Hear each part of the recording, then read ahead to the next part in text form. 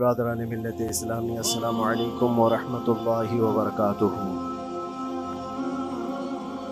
الحمدللہ وکفا وسلام علی حبیبہ المصطفیٰ، اما بعد فاعوذ باللہ من الشیطان الرجیم، بسم اللہ الرحمن الرحیم۔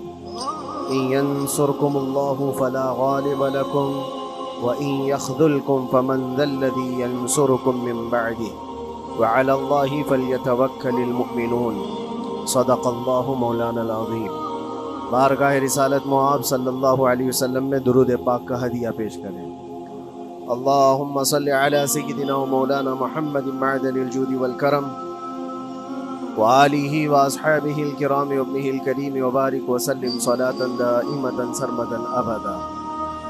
اللہ عز و جل قرآن عظیم میں فرماتا ہے، اگر اللہ تمہاری مدد کرے تو کوئی دوسرا غالب آ ہی نہیں سکتا۔ ان ینصرکم اللہ فلا غالب لکم، تم پر کوئی غلبہ حاصل نہیں کر سکتا اگر اللہ تمہاری مدد کرے۔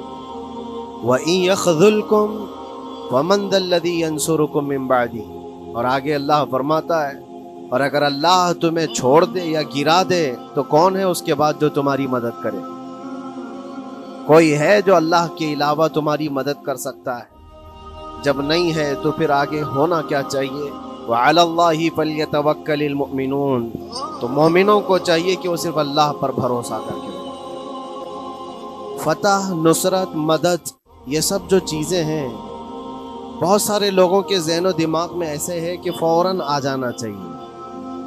کوئی بھی فتح ہو، کوئی بھی مدد ہو، بغیر تمہارے اسٹرگل کیے ہوئے، بغیر مصیبت اٹھائے ہوئے نہیں ملے گی۔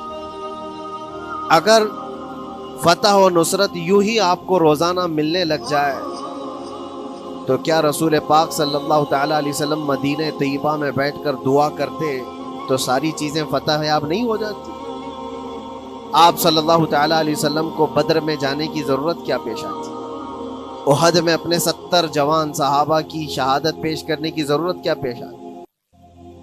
اور اسی طرح سے خیبر ہو کہ حنین ہو کہ طائف ہو، کتنی جنگیں ہیں جس میں اپنی جان کی بازی لگائی صحابہ نے۔ سب سے بڑا معرکہ تو کربلا کا دیکھیں، جہاں پورا کا پورا خاندان شہید ہو گیا ہے۔ تو فتح و نصرت بغیر قربانی کے اور بغیر تکلیف کے ایسی ہی آ جائے، آج کے زمانے میں ہم سوچ کر کے بیٹھے، ایسا نہیں ہوتا۔ اسلام زندہ ہوتا ہے ہر کربلا کے بعد، اور اللہ کی مدد آتی ہے، یہ بھی نہیں ہے کہ نہیں آئے گی۔ کچھ لوگ مایوس ہوتے ہیں، کچھ لوگ نروس ہو جاتے ہیں اور بھاگنے پر مجبور ہوتے ہیں۔ یہ امتحانات کی گھڑی ہوتی ہے۔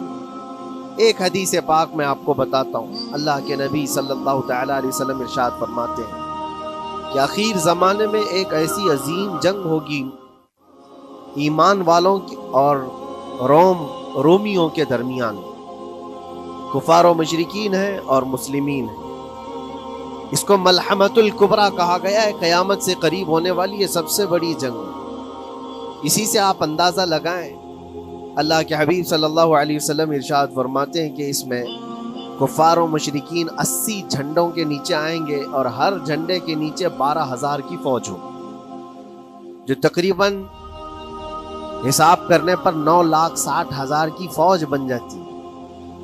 اگر وہ مومنین سے مقابلہ کرنے کے لیے اتنی بڑی فوج ایک جگہ جمع ہوتی ہے تو پھر اس جنگ کا اندازہ کریں کتنی بڑی۔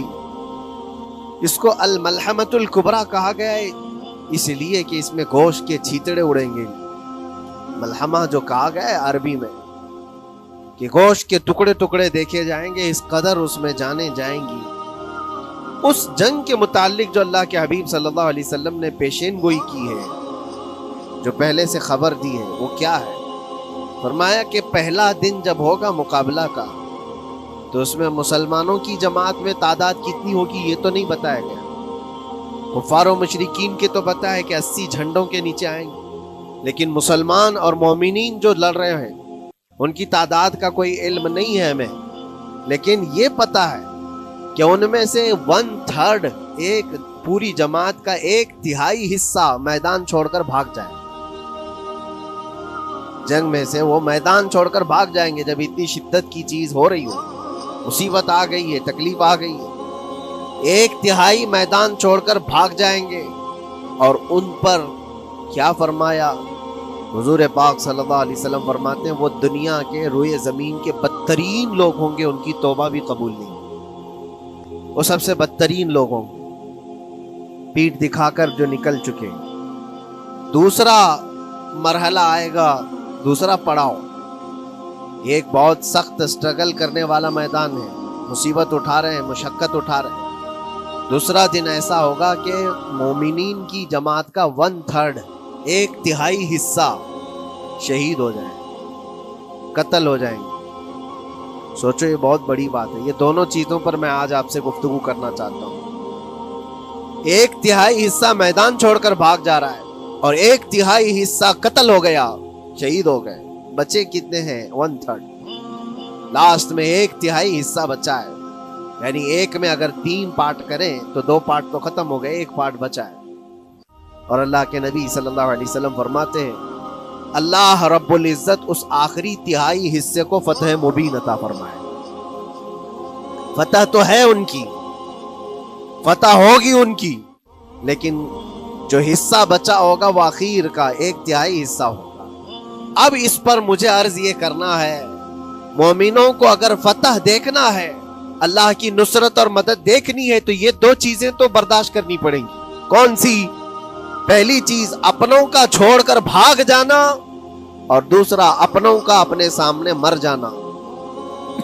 یہ دونوں چیزیں ہمیں دیکھنا پڑے گا. بہت سارے ایسے ہوں گے جو چھوڑ کر جا چکے ہوں گے, دامن چھڑا رہے ہوں گے, بھاگ چکے ہوں گے, اور کچھ وہ ہوں گے جو لڑتے لڑتے اپنی جان دے چکے ہوں گے. یہ دونوں بھی بہت سخت مسئلے ہیں میرے عزیز. انسان کو یہ پگھلا دیتی ہیں چیزیں. اگر آپ کو ایسا لگے کہ میرے اپنے جاننے والے لوگوں میں سے کچھ لوگ مجھے چھوڑ کر بھاگ جا رہے ہیں, تو یہی انسان ٹوٹ جاتا ہے, اس کے دل کی کیفیت بدلنے لگ جاتی ہے, وہ پھر مایوسی کا شکار ہونے لگتا ہے. میری جماعت میں 100 لوگ تھے, 90 تو بھاگ رہے ہیں, 10 کیا کریں گے؟ اس کا اندر سے جو عزم تھا, حوصلہ تھا, وہ ڈاواں ڈول ہونے لگ جاتا ہے. اپنوں کا چھوڑنا یہ بہت بڑی آزمائش ہوتی ہے. وہ کسی بھی میدان میں آپ دیکھ لیں, کسی بھی میدان میں اپنے لوگ اگر چھوڑ دیتے ہیں تو یہ اس کے لیے آزمائش ہے بہت بڑی. اور دوسری آزمائش تو یہ ہے, بچے آدھے تھے, اس میں سے تو آدھے انتقال کر گئے.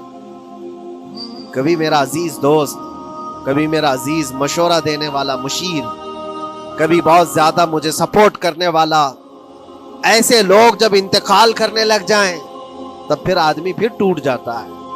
کچھ تو بھاگ گئے اور کچھ تو قتل ہو گئے. میں کیا کروں میرے عزیزوں؟ جو آخر میں بچنے والے لوگ جو ہوتے ہیں نا, وہ معمولی نہیں ہیں. وہ اللہ کی ذات پر سب سے زیادہ توکل کرنے والے لوگ. ان کو کوئی چیز ہٹا نہیں سکتی. اپنوں کی بے وفائی بھی ان کے قدموں میں لرزہ نہیں لاتی, اور اپنوں کا انتقال ہو جانا بھی ان کے حوصلوں کو نہیں توڑتا. تبھی جا کر کے اللہ تعالیٰ انہیں فتح مبین عطا فرماتا ہے.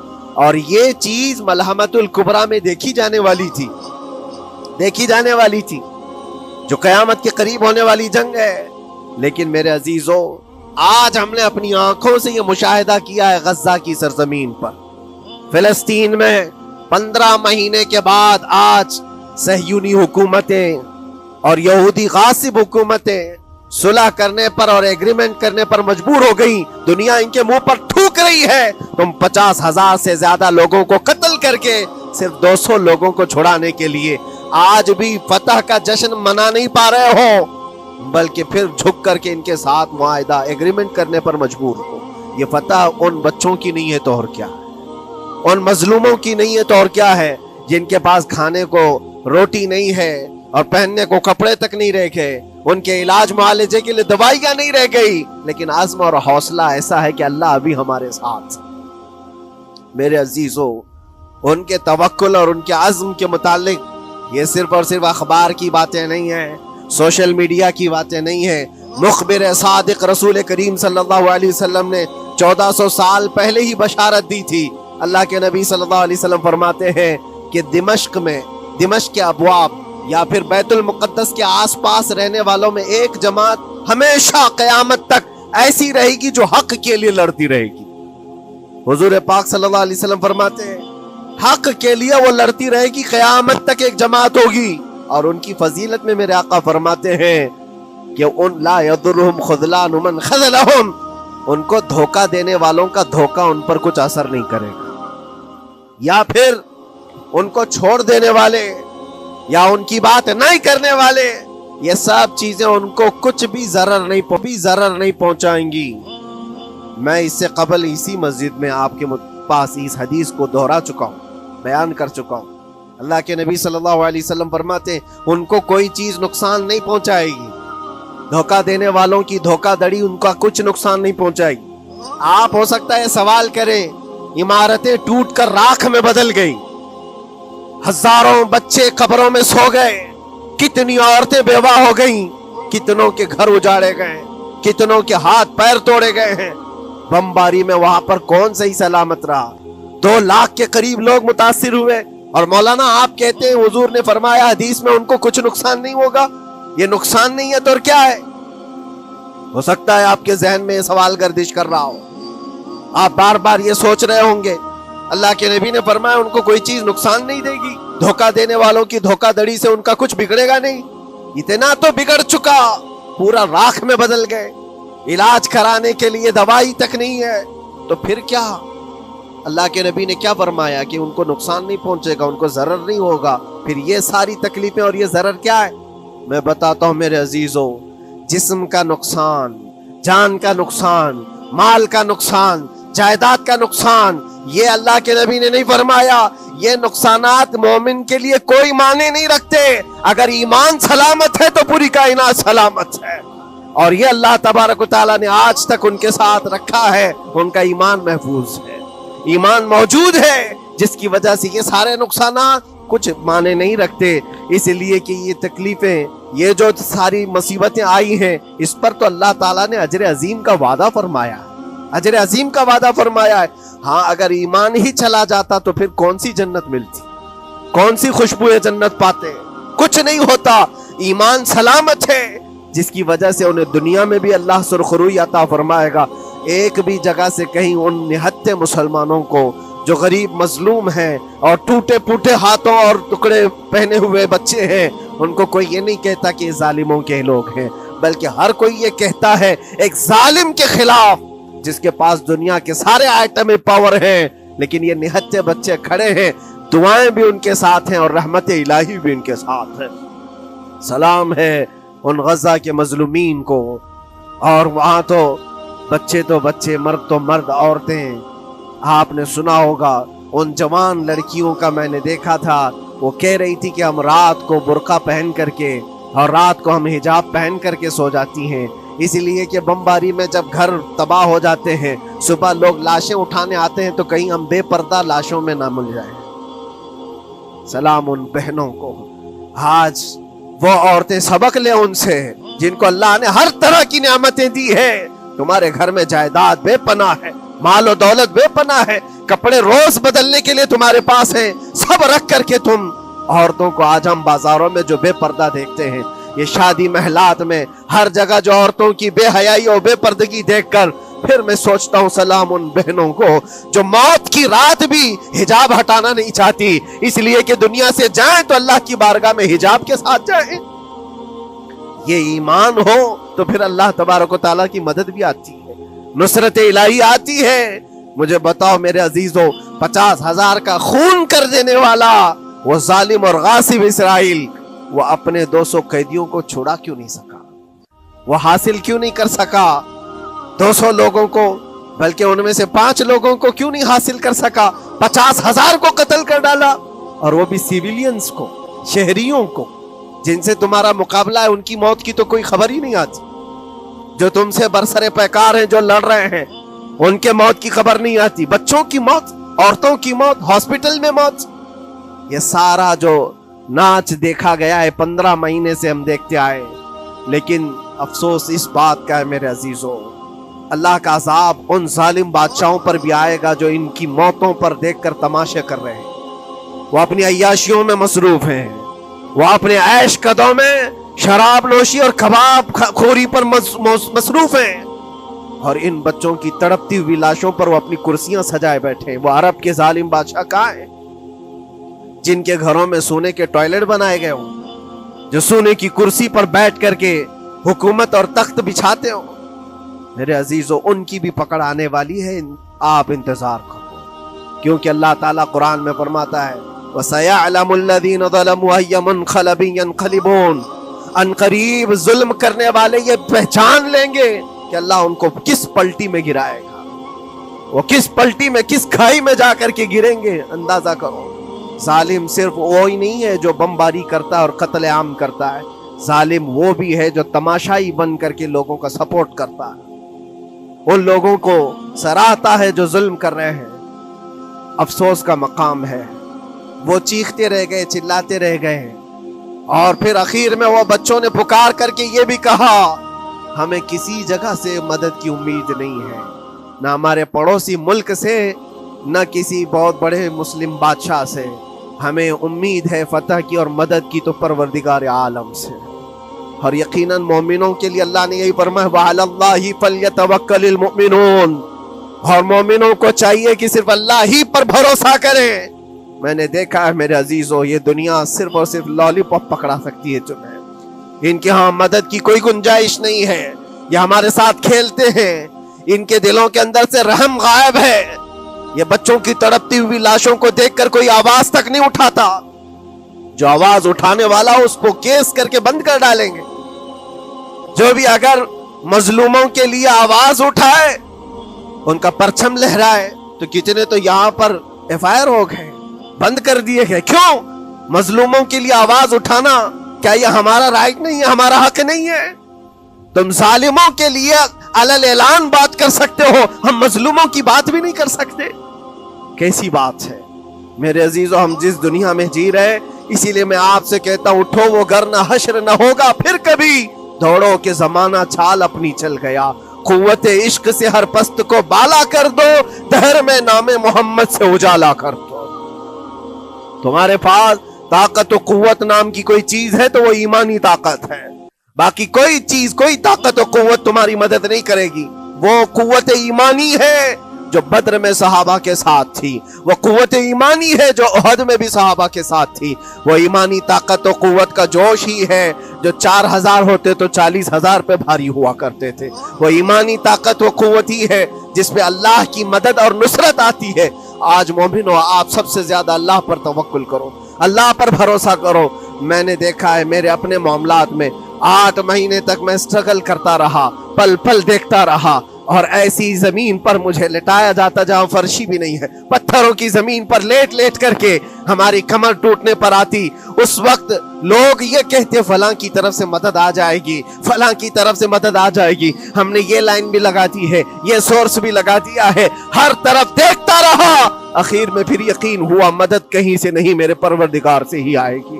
اللہ ہی مدد کرتا ہے مومنوں کی، بس یہ ہے کہ صبر ضروری ہے اور تھوڑی مصیبت اٹھانا ضروری ہے، اس لیے کہ مزاج ہے اسلام کا، اسلام زندہ ہوتا ہے ہر کربلا کے بعد۔ اپنی قربانیاں دو اور قربانیاں ضائع نہیں ہوتی، رنگ لائیں گی، ہماری شہادتیں رنگ لائیں گی، ان بچوں کی شہادتیں رائے گاہ نہیں جائیں گی جو 40,000 کے قریب شہید ہو چکے ہیں، وہ رنگ لائے گی۔ فتح بیت المقدس کے لیے ان کی قربانیاں، ان کی شہادتیں ایک عظیم باب بن کر کے نکلیں گی، ایک عظیم دروازہ بن کر کے نکلیں گی۔ آپ انتظار کرنا، وہ دن قریب آ رہا ہے جس کے متعلق میرے مصطفیٰ نے بشارتیں دی ہیں۔ ایک وقت وہ آئے گا جب امام مہدی کا ظہور ہوگا اور صرف پرچم اسلام لہرائے گا، وہ دن آئے گا، یہ قربانیاں ضائع نہیں جائیں گی میرے عزیزوں۔ اور اللہ کریم نے قرآن میں فرمایا، آپ لوگ ڈرتے ہوں گے مولانا پھر سے یہ ساری چیزیں بول رہے ہیں، ان کو برا لگے گا، ان کو برا لگے گا، بہتوں کو برا لگے گا، یہ میری بات نہیں، قرآن کہتا ہے وَلَوْ كَرِهَ الْكَافِرُونَ وَلَوْ كَرِهَ الْمُشْرِكُونَ۔ اللہ قرآن میں فرماتا ہے یریدون لیطفئوا نور اللہ بافواہہم، لوگ تو چاہتے ہیں اللہ کے چراغ کو اپنے منہ کے پھونکوں سے بجھا دیں، اللہ کے چراغ کو اپنے منہ کے پھونکوں سے بجھا دیں۔ اللہ کا چراغ اسلام ہے، اللہ کا چراغ یہ قرآن ہے، اللہ کا چراغ رسول پاک کی ذات ہے، اور ظالم یہ چاہتے ہیں اپنے منہ کے پھونکوں سے اس چراغ کو بجھا دیں۔ اور قرآن کہتے ہیں واللہ متم نورہ، اللہ تعالیٰ اپنے نور کو، اپنے چراغ کو مکمل کر کے رہے گا اور پوری دنیا میں غالب آ کر رہے گا۔ آخر میں یہ جملہ اللہ نے فرمایا اگرچہ کافروں یہ بات ناپسند کرتے ہوں، اگرچہ مشرک یہ بات ناپسند کرتے ہوں، میں نہیں کہہ رہا، اللہ کہہ رہا ہے، یہ بات تو ہوا ہے۔ ان تمام معاملات کو لے کر کس طرح سے ہاتھ اٹھاؤ گے اللہ کی بارگاہ میں؟ پہلے اپنے آپ کو پاک کر لو میرے عزیزوں، جب صاف ستھرے ہو جاؤ تو پھر اللہ کی مدد بھی آئے گی۔ اس لیے کہ دنیا میں ہم نے دیکھا ہے صاف پیالہ لے کر کے آؤ گے تو دودھ بھی ڈالا جا سکتا ہے اور مٹھائی بھی دی جا سکتی ہے، لیکن پیالے میں ہی کیچڑ بھر کر کے لاؤ تو دودھ دینے والا کیا اس میں دودھ ڈالے اور مٹھائی دینے والا کیا اس میں مٹھائی ڈالے۔ یہ تو دنیا والوں کا دستور ہے، بلا تشبیہ و بلا تمثیل۔ اپنے پاک دلوں کو لے کر اللہ کی بارگاہ میں جاؤ تو فوراً تمہارے لیے مدد بھی آ جائے، فوراً مدد بھی آ جائے۔